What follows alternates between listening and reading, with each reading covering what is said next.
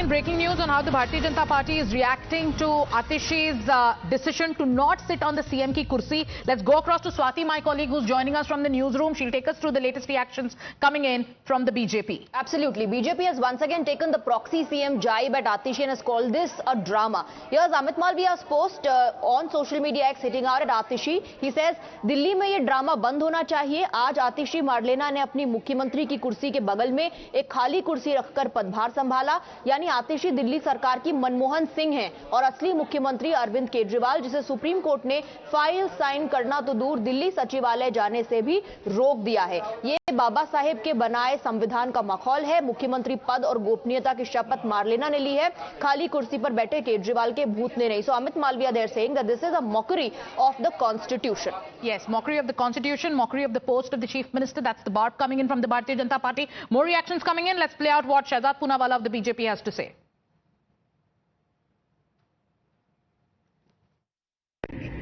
दिल्ली को आज नया मनमोहन सिंह मिला है, उसके लिए दिल्ली वासियों को शुभकामनाएं. मनमोहन सिंह इसलिए क्योंकि असली पावर ऑफ मुख्यमंत्री तो केजरीवाल जी के पास ही रहेगा. वो डिफैक्टो सीएम रहेंगे. आतिशी जी को डीजोर सीएम बनाया है. खड़ाऊ सीएम, अगर सौरभ भारद्वाज और सोमनाथ भारती की भाषा बोले तो ये मेरे शब्द नहीं है. तो आज क्योंकि सीएम के रूप में डायरेक्टली फंक्शन नहीं कर पा रहे थे केजरीवाल जी, क्योंकि कोर्ट ने ऐसे बेल के कंडीशन डाले थे, तो अब एक मनमोहन सिंह टाइप या कह सकते हैं कि ओपीएस टाइप व्यवस्था यहां पर लागू कर दी गई है. इसके लिए दिल्ली वासियों को शुभकामनाएं. परंतु हमें भी पता है कि किस प्रकार से चाल और चरित्र नहीं बदला है, केवल चेहरा बदला है.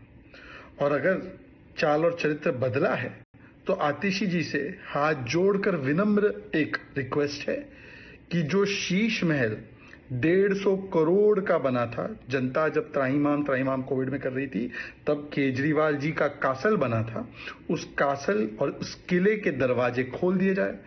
सार्वजनिक रूप से सबको बता दिया जाए कि ये लाखों के पर्दे, जो लाखों की कालीन, जो करोड़ों रुपए के फर्श और जो आलीशान वहां पर व्यवस्थाएं की गई है, दिल्ली वासियों की गाड़ी कमाई को लूटते हुए उसके दरवाजे खोलकर पारदर्शिता के नाम पर पहला आदेश यही होना चाहिए कि शीश महल दिखा दिया जाए.